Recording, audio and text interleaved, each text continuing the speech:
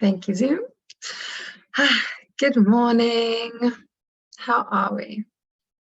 I'll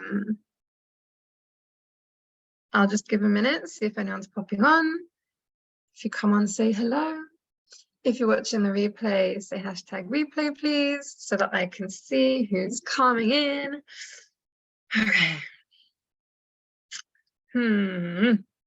Today, I will be sharing a few transformational tools. Now, the importance of having a toolbox, it's like a mental toolkit, right?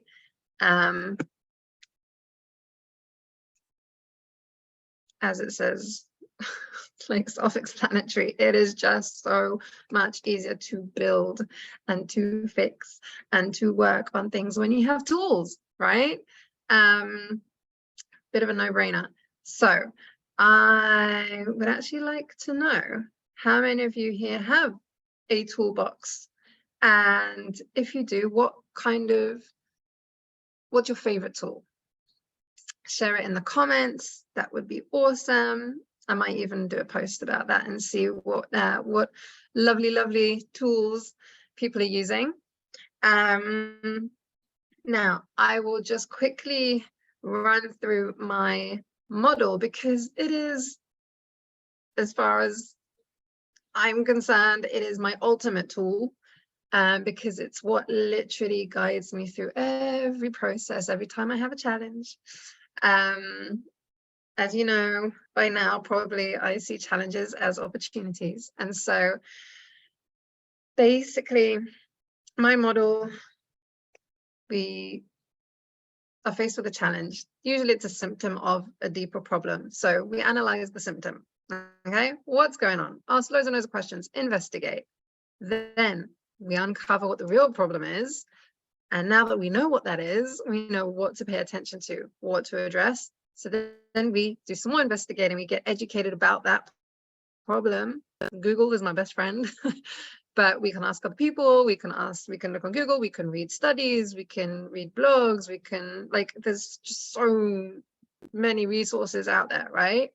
Books, like, literally get educated on the problem and potential solutions. What do other people do? How have they solved this problem? Very underrated kind of thing. We don't need to reinvent the wheel. We just need to go and see what wheels are working elsewhere, and figure out which one would probably work best for us too. Then you apply whichever solution it is that you think will work best. And sometimes it takes trial and error, and you have to try a few different things, but that's fine, because eventually you'll figure it out. You'll figure out the right tool for you, right? The right solution. And often solutions are just tools, and you can add that to your toolbox. And then you know that every time, for example, let's say you're struggling with, you're not able to fall asleep at night. Okay, you're really struggling to fall asleep. Say yes if that's something that you've struggled with in the past. When I quit drinking nearly 7 years ago, I really struggled to fall asleep. So figure out, that's a symptom? Like, what's actually going on? So underneath that, the actual problem was anxiety. It was fear-based. It was, actually, I'd never really gotten used to falling asleep. Like, I hadn't fallen asleep without alcohol for so long, and there was so many different, like, things going on, and anxiety here, and rumination, and not knowing how to switch off my mind. That was, like, really the issue. And so I researched that, and I found a really awesome tool. Guided meditations, guided sleep meditations really worked for me. I was like, this is bullshit. This is not going to work, but let's try it anyway. YouTube has a shit ton of guided meditations, and boom, I was asleep like that in like a minute. It is, I kid you not, it is such a good tool. So I will actually pop, and I was going to do a post about this anyway, but I will share Jason Stevenson on YouTube. He is just so good. So if you struggle with anxiety, with rumination, with anything that maybe can, like, if you struggle falling asleep, it's a good one. But guided meditations in general are really good for anxiety as well. But what is an added benefit, which I didn't expect, is that the guided meditations really help you practice switching off your thinking mind, your monkey mind, right? So it really actually develops this muscle, this skill that is really talked about in mindfulness and meditation, right? It's learning how to switch off your thoughts, how to stop thinking. So guided meditation has really helped me develop that skill. So like now when I go to sleep at night, if I'm like thinking, I can say, Emily, stop. You need to sleep. You can think about it in the morning, but right now you really need to sleep. Switch off the thinking mind, just go to sleep. It's crazy. I can literally do that. Yes, it's been nearly 7 years, but I've, the last, like, I think I noticed maybe 2-3 years ago that I was just way better at switching off my thinking mind and just being like, it's okay, it's cool, you can think about it tomorrow, but now you really need to sleep. Motherhood may have helped with that too, but sleep deprivation.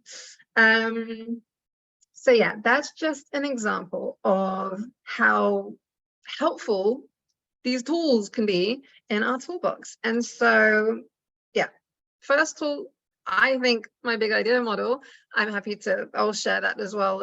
I'm going to be sharing all of these in posts as well, but I wanted to do a live because I just wanted to kind of do a dump, like a tool dump, like take it, take all the, like the tools that like I really love and have been really helpful for me. Like I want to help you.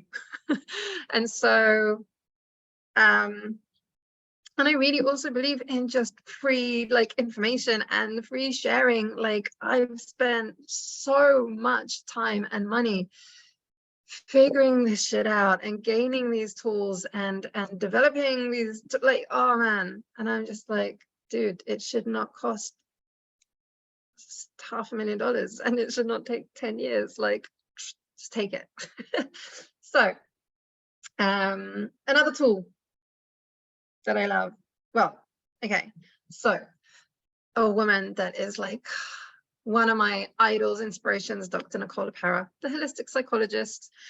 She gives away information for free as well, and two of her tools, I think the main two tools that she gave away for free as well, that she just shared all through the years that she's been online, were game changers for me. So one is future self journaling. So good, so good. It's up online, like you can just Google the holistic psychologist, and I believe that future self journaling is there in one of her blog posts. If not, let me know. I've got like worksheets for that as well. She's like, share it. She tells everybody, just share it, like sharing is caring. So future self journaling, it is just a couple of prompts every morning. You answer a couple of prompts, and it's so good. It's so good because it really lets you check in. Where am I right now? Like, what's going on with me? What do I need right now? What kind of energy needs shifting? Potentially, like maybe I'm waking up and I'm really in a shitty mood. So like the first prompt is I am, like an affirmation. So you're just like, I did this for more than 200 days straight. And I remember on the shitty days, I'd wake up and I'd be like, okay, I have to do this. I'm not going to say I'm, amazing, I'm this, I'm that. Like affirmations, by the way, they need to be believable. Tip: if you do affirmations, if you practice affirmations, great tool, by the way. They actually are a great tool when done right. The tip to do them right is that they have to be believable. Okay, they have to be believable. You cannot, an affirmation isn't going to change anything about how you feel right now if it feels like BS, right? So like if you're having a shitty day and you wake up and you're like, okay, I got to do an affirmation right now, like I am what? And you check in and you're like, well, I'm feeling really shit. And so I am human. That's what I always say to like all my clients. I am human right now feels like the best I can do. But that already kind of, yeah, I'm human. I'm allowed to have a shitty day. I'm human. we have ups and downs. Like, it kind of shifts the energy a little bit, you know, instead of being like, fuck. Like, this is horrible. You're like, okay, I'm human. It just changes it. Even if it's a little bit, it's worth it, you know? So yeah, future self journaling, I love it. And it's like 3 traits that your future self will have, for example. So you're very focused on like, okay, where am I headed? Where am I going? What are those 3 traits that I'm going to have? I'm going to be more confident. I'm going to be more calm. I'm going to be more, I don't know, playful, right? And so then you're like, okay, how can I embody those things today? Like, what opportunity do I have to like be my future self today? And then like, okay, well, how can I be more confident and calm and playful today? Like, maybe, you know, okay, so when my kids come home, I'm gonna just be really present with them, and we're just gonna play. I'm gonna be really silly, and I'm gonna have fun with it. You know, you're just intentional. The future self journaling is very, very much a practice at intentional living, conscious intentional living, and getting you to kind of shift the energy so that you are more intentional about how you go about your day. So good. So good. Okay, so future self journaling.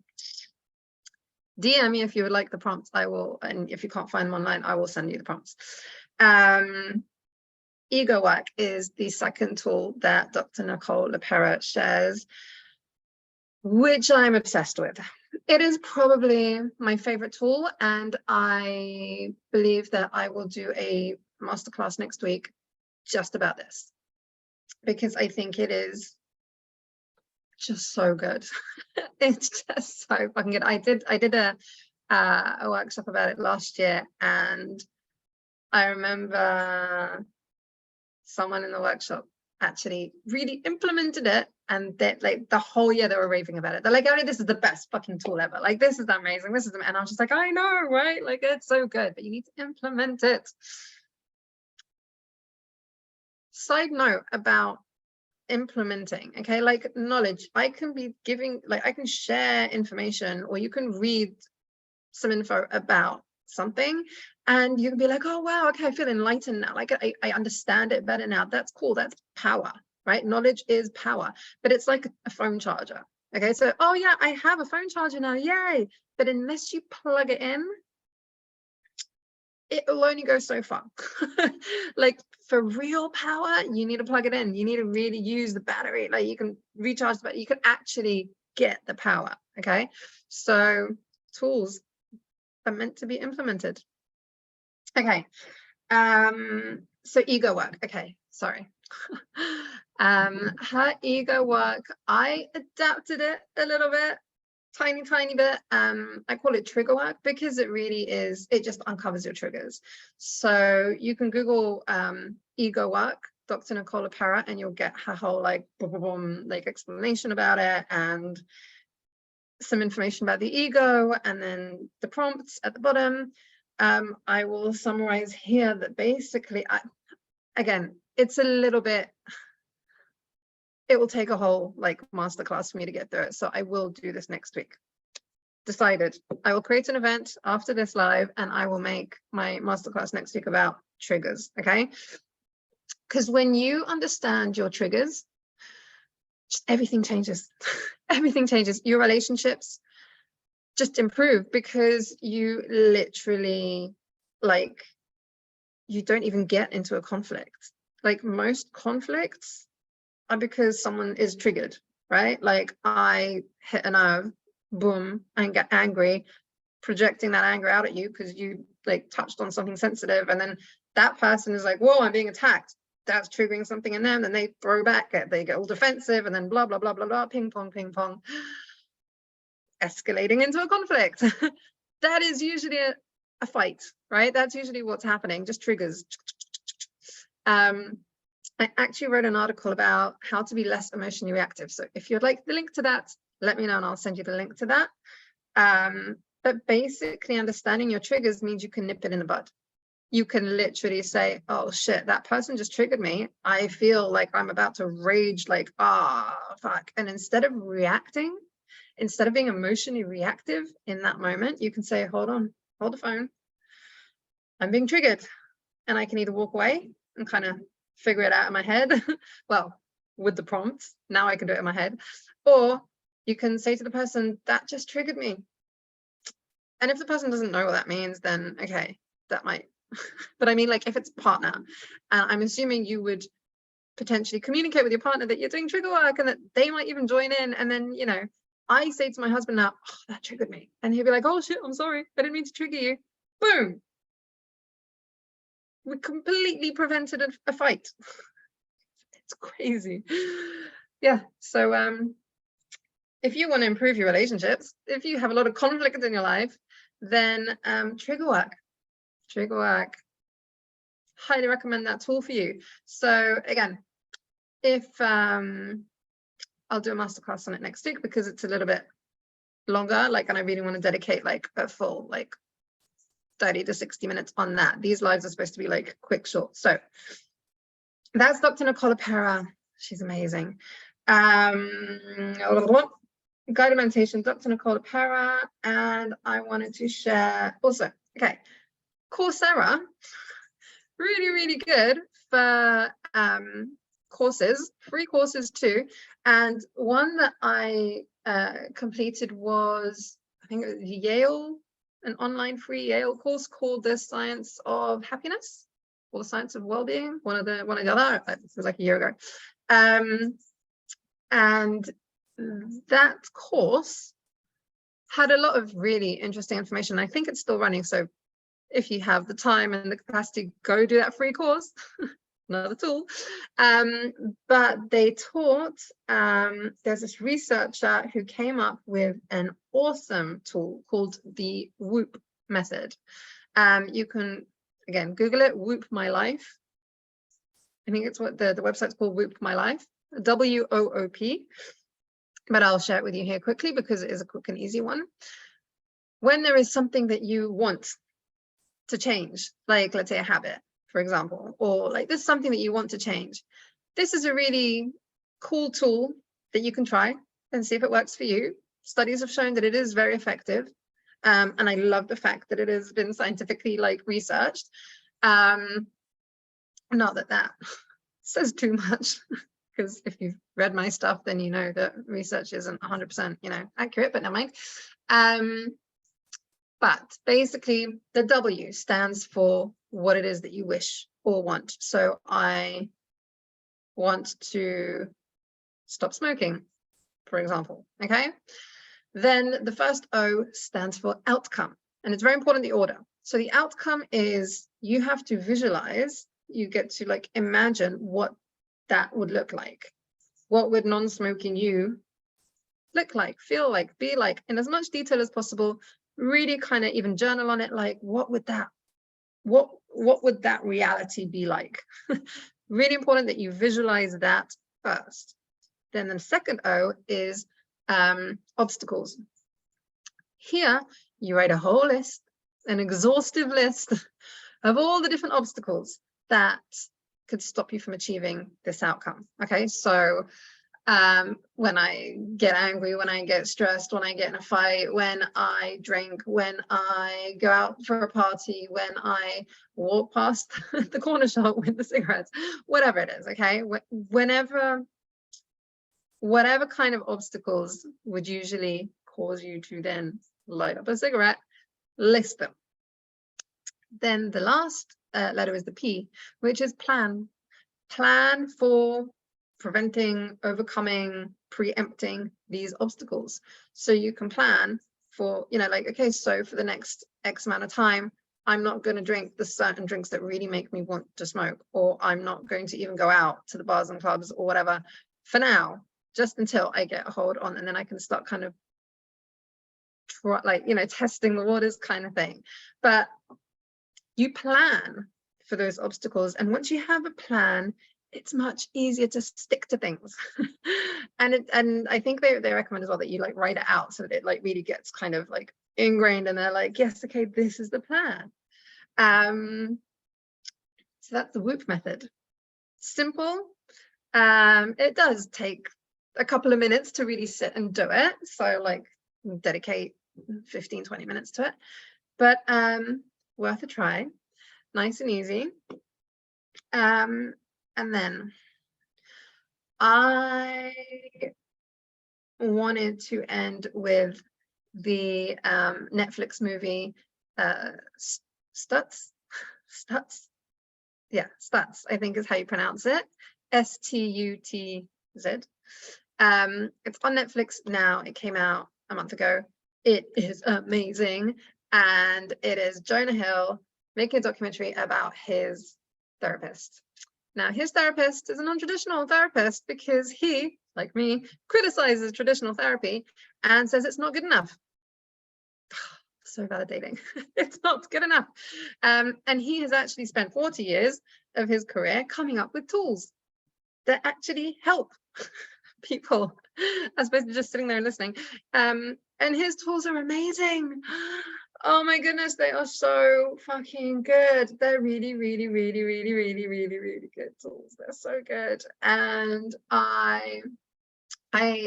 you can, like, literally, if you Google it, Stutz Netflix, I think Netflix have even put like a little like page together with the separate tools that he talks about in the movie. Like, it's so good. If you want a link to that, tell me, I'll send you the link. If you can't find it. So good. And one of the tools that he talks about that I feel is, for me at least, is probably one of the most powerful tools, but that they're all really good, but the one that I want to share here is the shadow. Because I heard the shadow, like I hear about it a lot. I don't know if you have, but I'm like obviously in the field, like I'm always researching and learning. And the shadow is something that I never really vibed with, didn't deep dive into it. And he explains it so well. He says that the shadow self is the version of you that you are ashamed of. So for Jonah Hill, it was like him at 14. He like had a big cardboard like cut out him at 14, like really overweight and with acne, and he's like, this is the shadow me, like that I just want to hide from the world. It's like the version of you that you are most ashamed of. And then his tool is to guide you through closing your eyes. And I thought we could try it here, but I will first explain what I think maybe we'll try it another time, but he basically demonstrates with Jonah Hill saying, close your eyes. And he's like, what does the shadow self want to say to you today and needs from you today? And they have this like little interaction with the shadow self. Now, the thing that I do want to mention here is that Jonah Hill has been going to this therapist for like 5 years now. Or at least when they filmed the movie, which was now. So yeah, I think it's been 5 years. And so I feel would also know what to, like, he had a very clear picture of who his shadow self is. We may not. Not everyone, I think, would have a very clear, like, one, like, kind of snapshot picture of the person that like the version of themselves that they're ashamed of, because maybe they've been so many different things. Like for me, so many different versions of me that I guess I feel ashamed of. And so maybe it would be a tool to repeat, over a few times. But then Jonah Hill also knew what the shadow self wanted to say and what he wanted to kind of say back. And I feel that also is something that might be hard to do if you haven't done a lot of work around judgment and shame, because potentially if there's this you that you're ashamed of and you're like, okay, so what do you have to say to that version of you? Maybe if you haven't done the work and you haven't done a lot of like the kind of learning around it and the releasement of the judgment, then you'll be like, I'm ashamed of you, which isn't the goal here. So what I will be doing in my content is also some of this like judgment work. This is a huge piece. If you saw my post in my profile, I think I shared it in the group. If you saw my post from yesterday, compassion is a huge key to healing. It has been a huge part in my journey. And so, and it's something that is very important in this tool, for example, that you would already kind of understand how to release that shame, basically. Okay, so Jonah in the movie, he's like, you know, I want to be a part of your life, and like I accept you, and I love you, and whatever he says.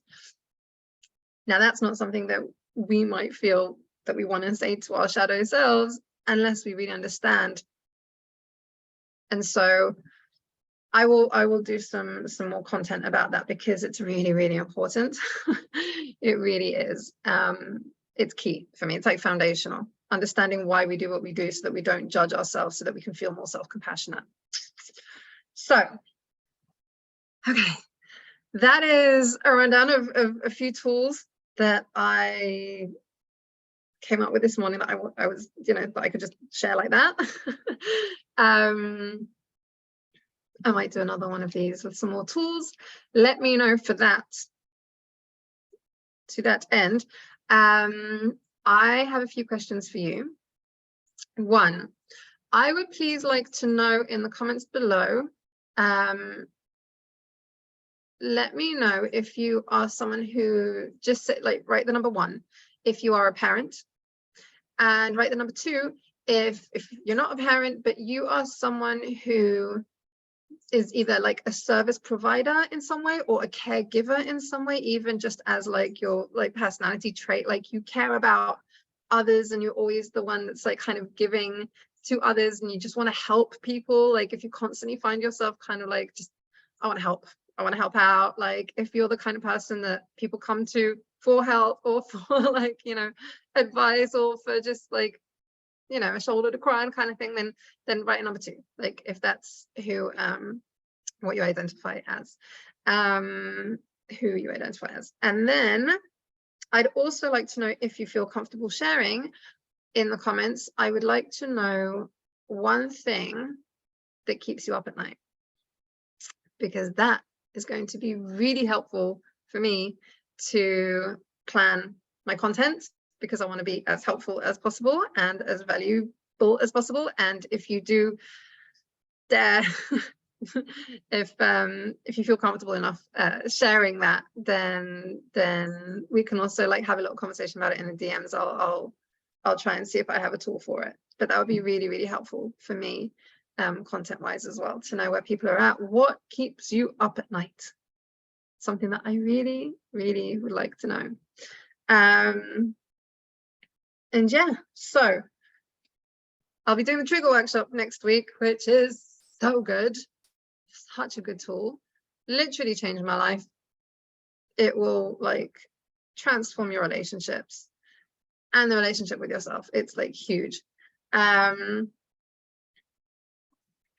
yeah, I actually really feel that the first tool, my tool, the big idea model that I mentioned at the beginning, is really, really, it gives you a sense of empowerment of like, you know what to do. Like you won't feel as helpless and as desperate when you're faced with a challenge, and like when there's a shit show going on, you're not gonna be like, like I'm drowning, what am I gonna do, what am I supposed to do, how am I gonna fix this? Like the big idea model, the whole point is that it gives you feel like, oh, I'm the resource, I can figure this out, I can, and here's a little step, like 4 steps how I can get to the bottom of this and what I can do about it. Like it gives you like hope.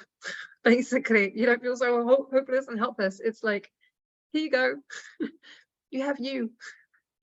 So if you take anything away from this, take that, the big idea model, because it has literally been my lifeline. Like literally the last 4 years, every time I come up with I'm like facing a challenge, I'm just like, okay, cool, I know what to do, it's okay. I got this. And that's a game changer. Just that is a game changer, that you know what to do when you're facing adversity. Okay, last thing before we sign off is that enrollment is opening soon again for my program, round 2 in January, I think January 1st. That's what I'm saying. Enrollment will open in the next few days for my program. If you would like any details, then let me know.